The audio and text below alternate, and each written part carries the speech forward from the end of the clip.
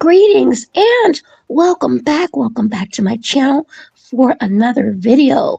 This is the third and final video in the series of The Cheating Pastor, the LATOSHIA Daniels story. Before I begin, I'd like to thank everyone for clicking onto this video and give yourselves a round of applause for making it to and through another day. If you are new here, welcome, and consider subscribing if you enjoy this video and any other videos. The first two segments of this three-part series will be in the description box. So, to summarize just a quick bit, is LATOSHIA Daniels,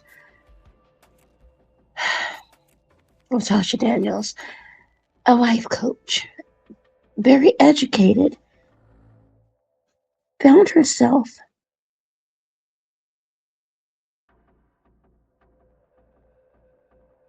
mill affairs, but an affair with a pastor, a married pastor, Pastor Brodus Perry.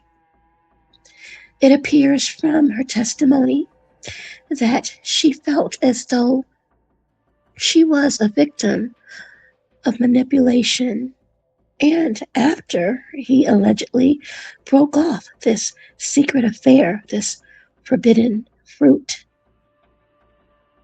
she drove across the states and deleted him and wounded his wife. This is, again, the story of LATOSHIA Daniels.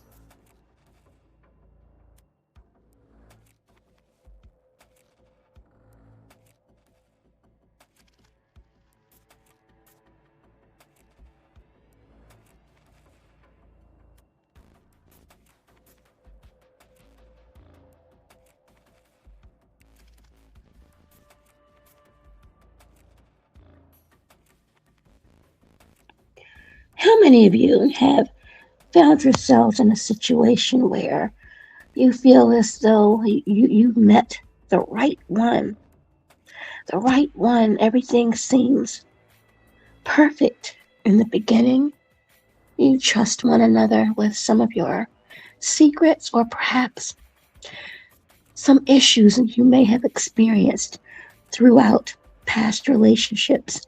And when you entrust someone, especially someone in the church who may you find attractive, caring, understanding, and you end up entering a relationship seen and known as taboo for many people because it's with a pastor in a church,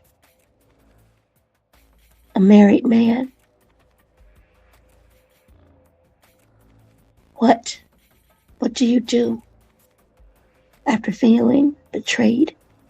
Perhaps, as LATOSHIA Daniels testified, manipulated. Do you throw your life away?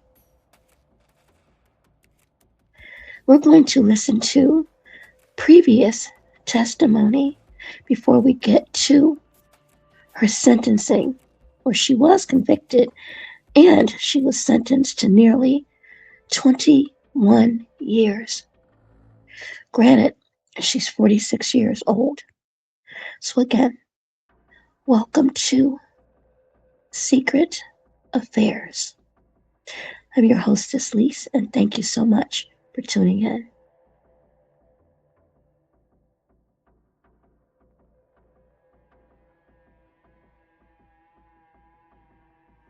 I hate what happened. I'm so very sorry. I never wanted to hurt anybody. I've spent most of my life helping. I never would intentionally try to hurt anybody. Did you ever plan to kill Brodus Perry? Never. Did you ever intend to hurt Tabitha? No. Did you even realize that you had shot her? No.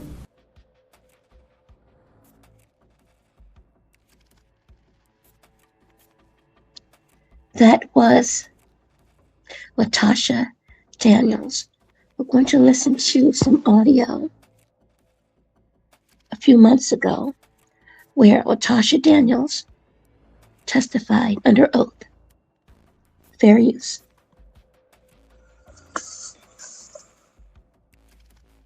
What is St. Mark's? It's the church that I attended in Little Rock, Arkansas. Is it a big church or a small church? It's a big church. Did you have any particular role within the church? Yes, I participated in evangelism, but eventually became a life group leader. How were you selected to become a life group leader? One Sunday was talking to just in shaking hands with some of the pastors, Pastor Perry.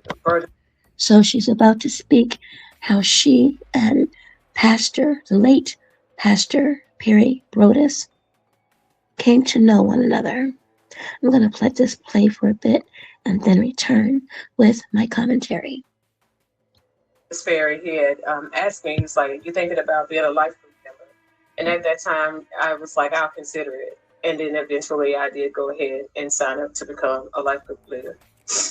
And this was prior to you reaching out for that spiritual counselor, right? Correct. How many members go to St. Mark's? At the time, approximately 6,000. How many people were selected to be life group leaders? And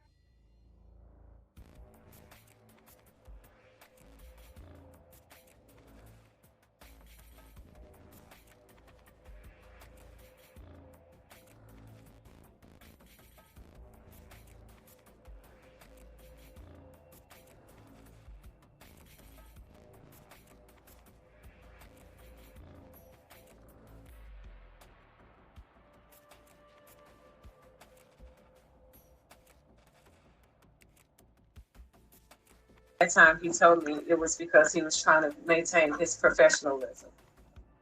Okay. That was a lot.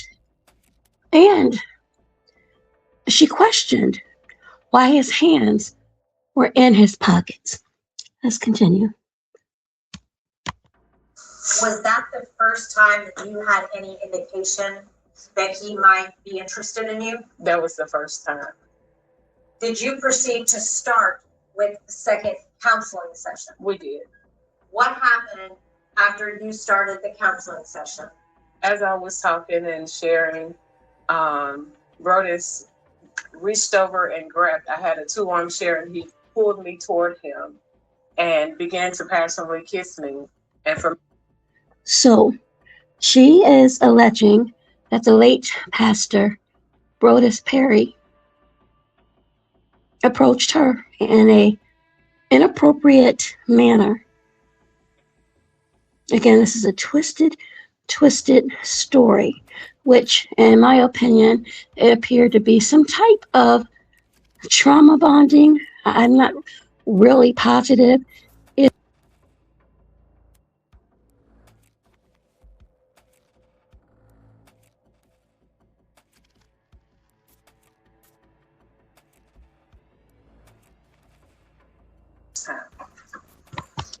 So, again, we place this up really quickly.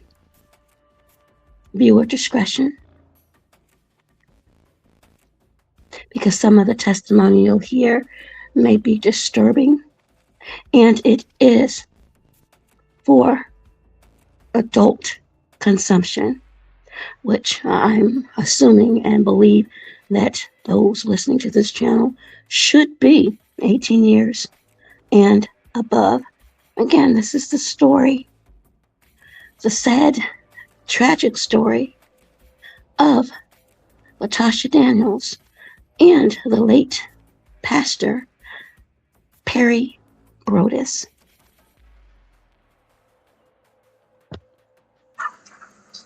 Were you proud of that encounter?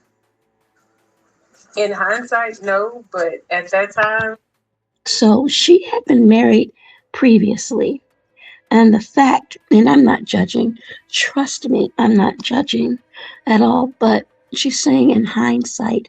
So was she that much in love with that man that she did not realize what she was doing? And I'm not asking that out of being naive, because if we're honest with ourselves, how many of us have found ourselves in situations, we see them all the time, not just in soap operas. I don't know if they have soap operas anymore, but at least in the past, and movies, and in real life situations where people embark in these affairs, these entanglements, if you will, inappropriate relationships, where you would think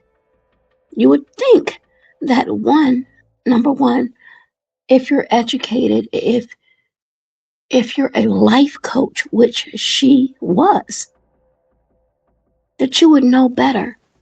Is this a situation where the heart truly took over logic? Let's continue. he was giving me everything that I had been missing for a long time. Did you know that he was married? I did. She knew he was married. I'm going to do a hard stop right there. Again, I'm not perfect, and I have been, let's just say, and I've said this before, because I want to be transparent. I've been in situations where I knew I should not have been. I've been in places where I knew I should not have been. And thank God, and God knows, I have repented and asked to be removed from those behaviors. It is my belief that certain relationships or affiliations should not occur.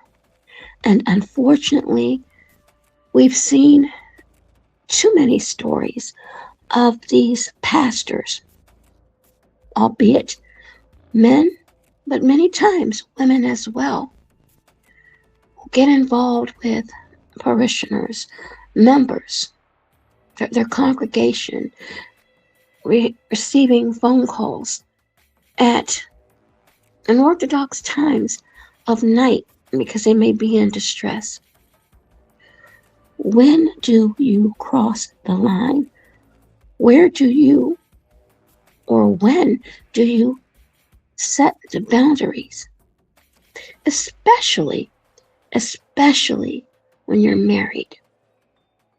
Let's continue. At that time, I had seen her at church, but didn't know of her. You got to know her better later. Yes.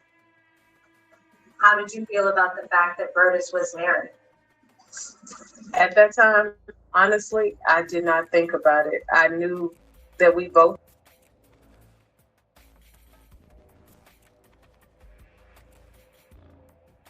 has testified that she didn't think about it. They were both married, and she enjoyed everything, by her own words, he had been giving to her. Just continue. I was engaged in what he was giving me. Had you had any attention like that in a long time? No, I hadn't. Have In you had years. any emotionally?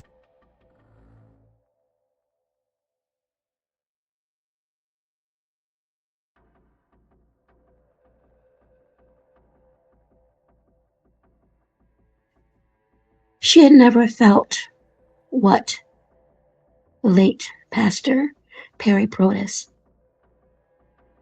had made her feel in years, and not like the way Pastor Perry Brodus had provided to her. Let's continue.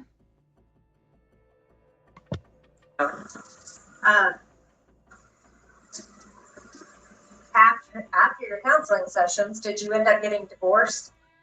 That was in February, and I did end up getting divorced in December of that year. That's when it was finalized? Yes. And did Pastor Perry encourage you to get divorced? We talked about it, and there were times whenever we would be on trips, he would make mention of, oh, we can't do that until you get a divorce, so we can't do this until you. So her testifying continues, and she did testify, as you just heard. She, being LATOSHIA Daniels, ended up getting a divorce. He didn't. And she goes on to testify that they have gone on trips.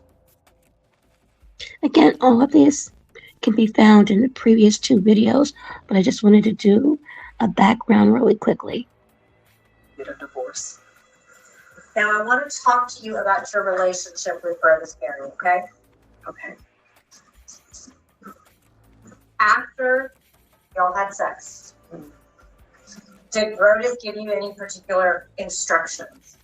Yes. He immediately told me to download a app for us to be able to communicate. That app was called Confide. So, late Pastor Perry Brodus, upon the testimony of LATOSHIA Daniels, instructed her to download an app or application called Confide, for them to communicate. To me, and I could be wrong, this sounds like something he may have done previously with other women. I cannot attest to if that is the case, but it sounds like this isn't the first time. Let's continue. Tell the jury what the Confide app did. The Confide app, whenever you would send a message and when you read that message, it would disappear. You couldn't screenshot it or anything like that. It would immediately disappear once you took your finger off the screen. Now, I would not suggest, if this app still exists, that any of you listening to this video dabble with it.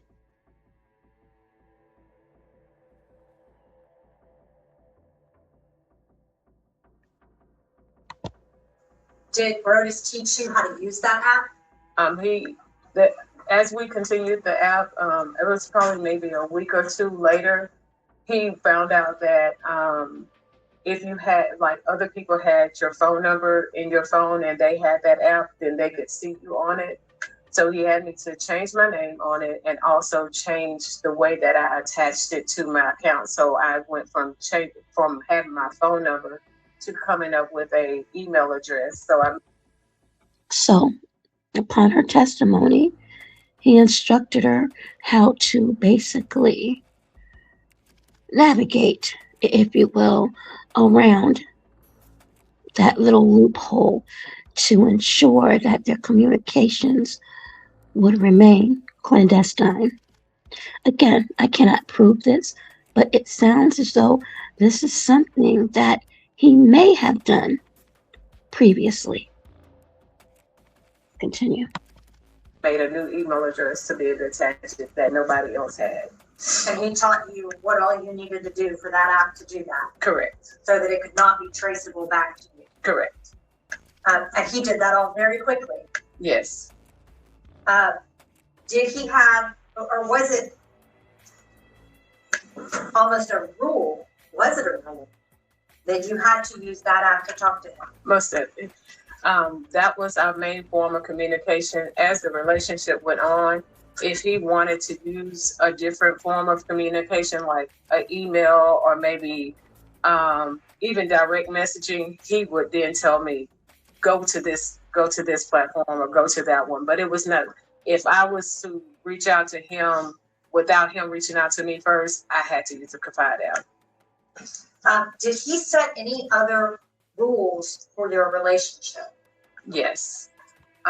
So this testimony, again, I cannot prove it, but it sounds as though this is something that he may have engaged in before and in control, basically.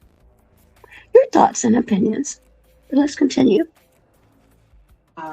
As far as it came to trips that he wanted me to go on with him, I was the one who had to pay my way as far as airfare or travel.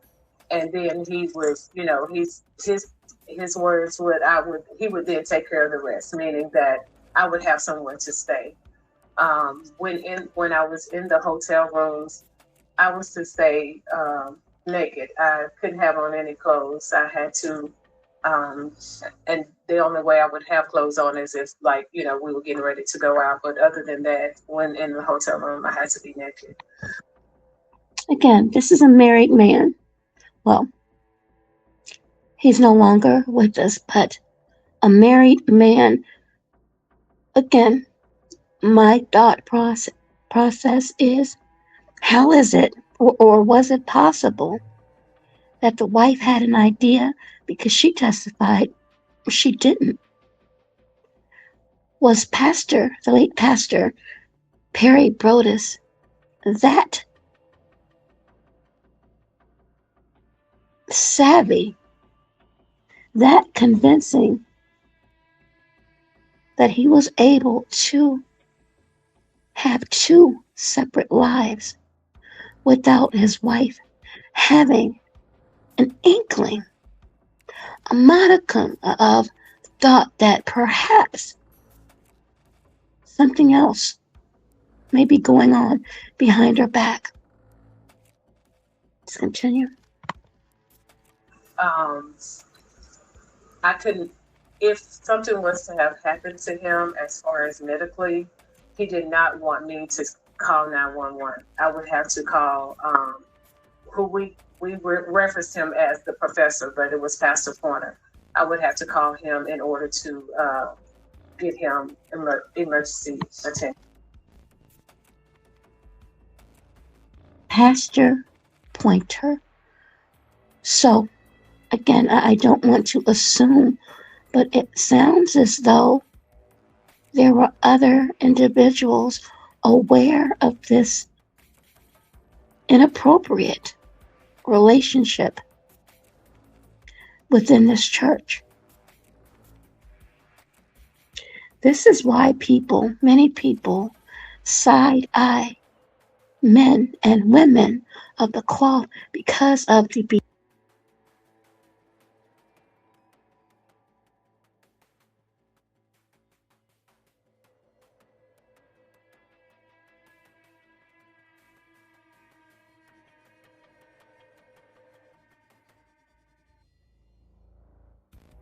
These are very dangerous, and you should never mock the Creator.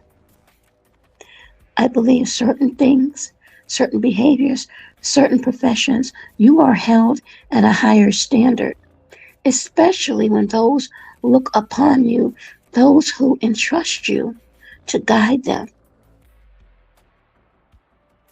Continue. He said verbatim lots of times, do not call 911.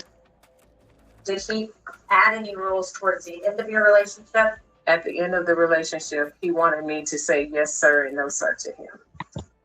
Yes, sir, and no, sir. Again, I don't know. I never knew him. I don't know her. But it sounds like a lot of control and perhaps manipulation as well. Now, I want to kind of break those down individually, okay? Okay. You were required to use the Confide app. Yes. I want to talk to you about the travel, okay? What kind of trips did Brodus want you to come on? The very first one was to Vegas. He had some convention or something that he was at, and so that was the first one. He had invited me to go to Cuba with him that year, but he ended up right at the last minute changing it, saying that Tabitha wanted to go with him. So she went with him, and he was like, well, since you're not going to Cuba, go ahead and sign up to go to Israel for the church group. So this is the first time that she's speaking a little bit more on his wife, Tabitha, who was wounded when LATOSHIA drove and took his life. Trip. So I signed up to go to Israel and paid my way for that. I traveled with him to Savannah whenever he would go with Pastor Pointer. Were there some trips that were for the pastors? Yes. And then other trips that were for the church group members? The only church group that trip we went on was to Israel. The rest of them would be if he was doing something on his own, I guess, speaking engagement wise, or if he was following Pastor Pointer. And then were there also personal trips? And then we had personal trips. If Brodus told you... Again, all of this travel, all of this time being spent, how did his wife not know? I mean, it's a possibility, but to me, I find that very odd. If he wanted you to go on that trip, was it expected that you would be on that trip? I was on that trip. Now I want to talk to you about the hotel room rule, okay? What would happen when Brodus would walk in and you were wearing clothing in a hotel room? Once I did it, and just I don't know if I was cold or what, but when he was like, why do you still have on clothes? And when that happened, he withdrew affection from me. Like he was very cold, didn't want to be intimate until after I got undressed. But even then, it was still like a punishment I had to wait for him to decide that he was going to then give affection. Now I want to talk to you about Pastor Pointer, okay? Okay. You called him the professor. Yes. What was his position within St. Mark's? He was the lead pastor of St. Mark. So Pastor Pointer, per LaTosha Daniels' testimony, was the lead pastor. So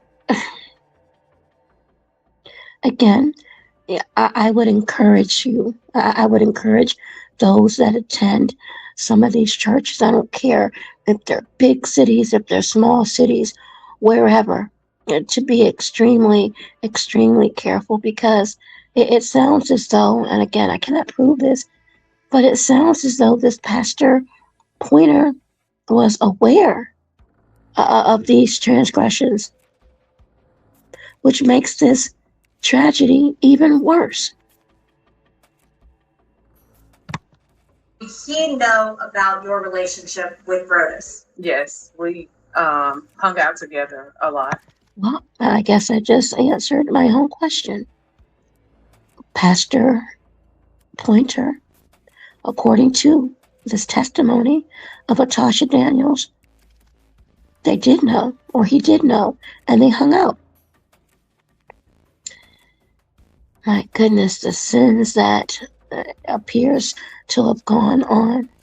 And knowing this, are there other affairs going on at that church? They say the apple doesn't fall far from the tree. So we are now going to go to present day. That was in 2025. And LaTosha Daniels has now been sentenced after being found guilty of taking the life of Pastor Perry Brodus. And again, the sentencing, 20 years. Let's take a listen to a couple of quick clips. And while they were gracious enough to walk you out of their apartment after an unexpected visit, you got your gun out, didn't you? It wasn't unexpected from him. But for Miss Perry, it was. It was. And after you exited, you decided to take your gun out, correct? No. And after you exited, you shot Mrs. Perry, did you not? My Yes or actions no? resulted in them being shot, yes. And then you shot Mr. Perry, did you not? It wasn't a conscious decision, but yes. But you didn't do it because you lost control. You did it because you thought he deserved it. No. I love Brodus. I would have never intentionally hurt him. No, ma'am. You did it because he broke your heart. No, ma'am. No further questions, Your Honor.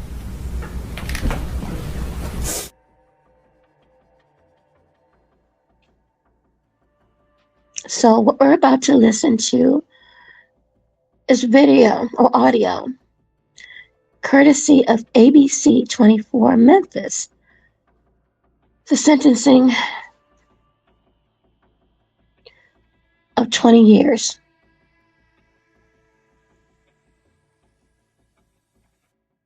Mr. Perry's two sisters are in Tabitha, the other victim.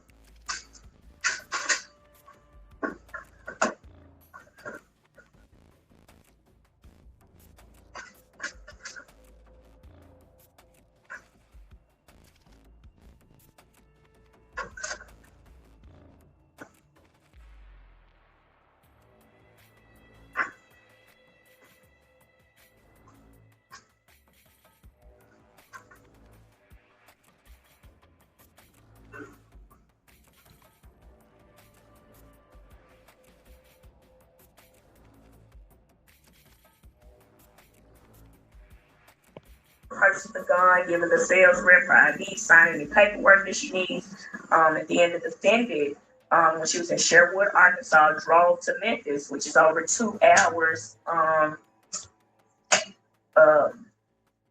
from Sherwood, Arkansas, 2 hours from Memphis. And so the court finds that, the defendant's actions were deliberate. And So you're hearing that they feel as though because she drove that far from Arkansas to Memphis and she was seen on video purchasing a weapon, that she knew exactly what she was doing.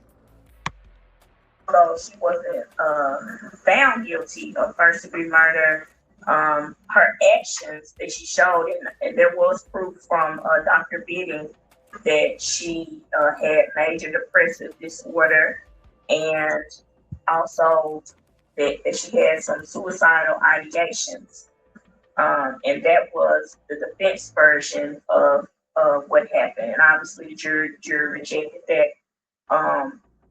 But also Dr. Bidding said that her conduct was, could be, even if you have depression, you can still be sequential, intentional, and deliberate in your actions. And it appears that way to the court because the defendant drove over 2 hours, went to the victim's home, sat and talked with the victim, shot Mr. Pierce several times, emptying the clip. And so she, as you heard, emptied her weapon after speaking to the late Pastor Perry.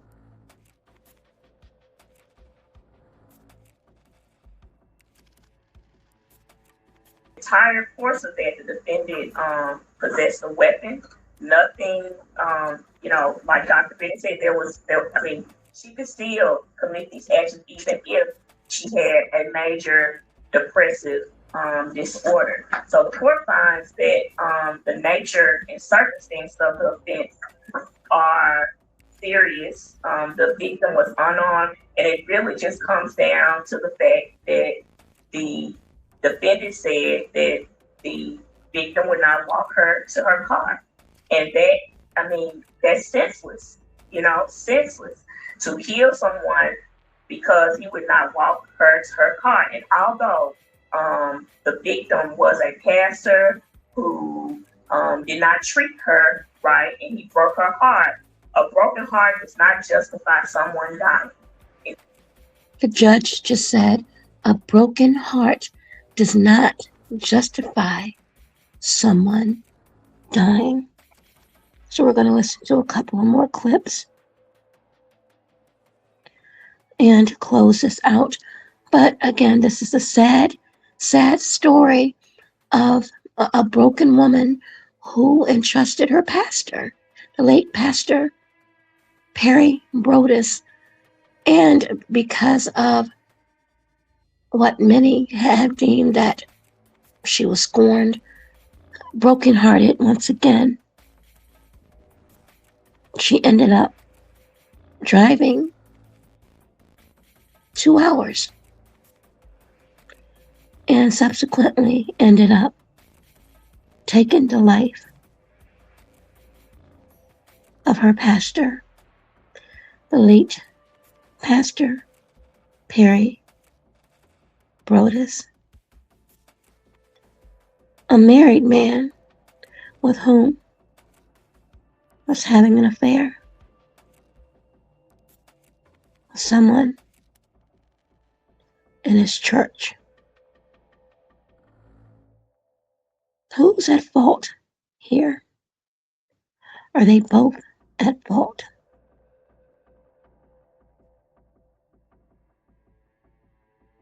Tonight, a woman convicted of killing a Memphis pastor and injuring his wife sentenced to more than 20 years in prison. 46-year-old LATOSHIA Daniels shot and killed Mississippi Boulevard Christian Church Associate Pastor Brodus Perry in 2019. Good evening and thank you for joining us. I'm Stephanie Skurlock. And I'm Greg Hurst. Daniels was angry the pastor had ended their affair, so she killed him and injured his wife at their Collierville apartment. WRG Shay Arthur was at today's sentencing. Sitting, at times sobbing in court, LATOSHIA Daniels listened to a judge hand down her fate.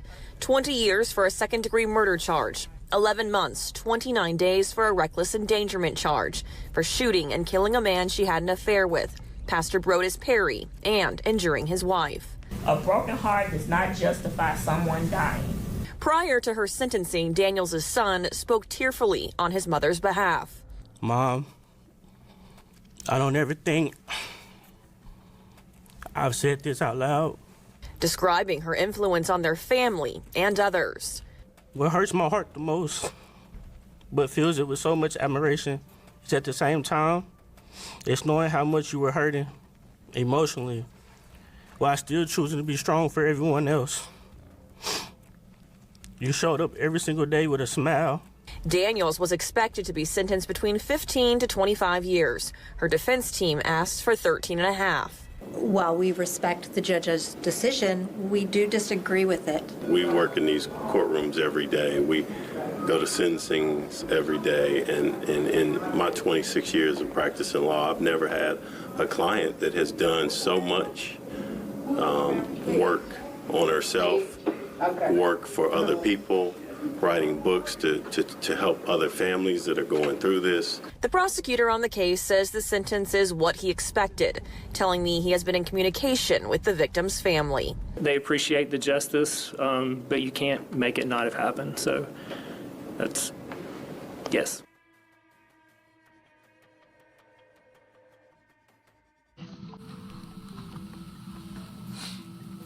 Know Thyself is just a journal, and it has encouraging words for women as they write through each day. Kingdom Man is a writing journal for men. Kingdom Teen, 1 Peter 2:9, True Royalty, is a writing journal for teens. Level Up, Gaining Power During the Fight, is the beginning of memoir of sharing my story and my journey as I went through incarceration and learning to gain power during that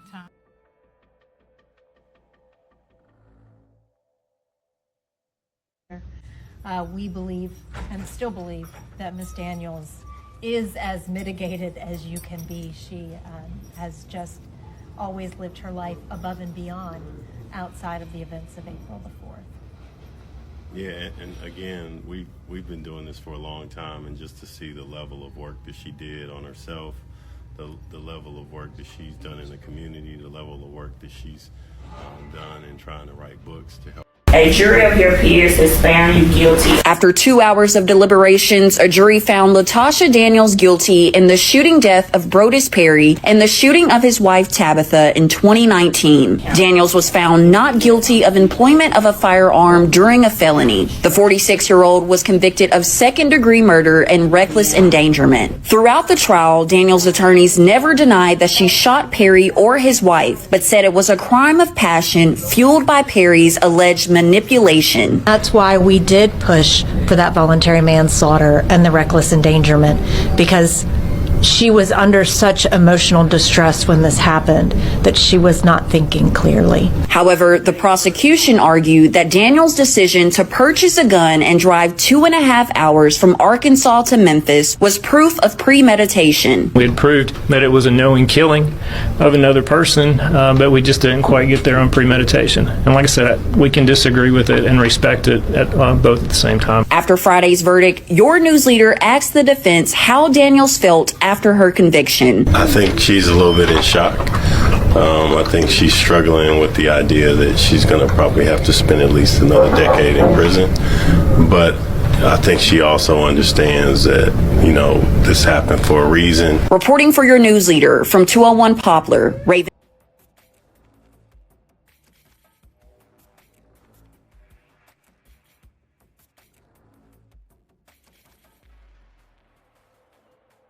LaTosha Daniels, 46 years old, sentenced to 20 years for taking the life of the late Pastor Perry Brodus. A story we've heard so many times of these taboo affairs. And again, this is even more tragic and unfathomable because Perry Brodus, the late Perry Brodus, was a pastor, and LaToshia Daniels was a life coach. Your thoughts and opinions on this tragic story of cheating and secret affairs.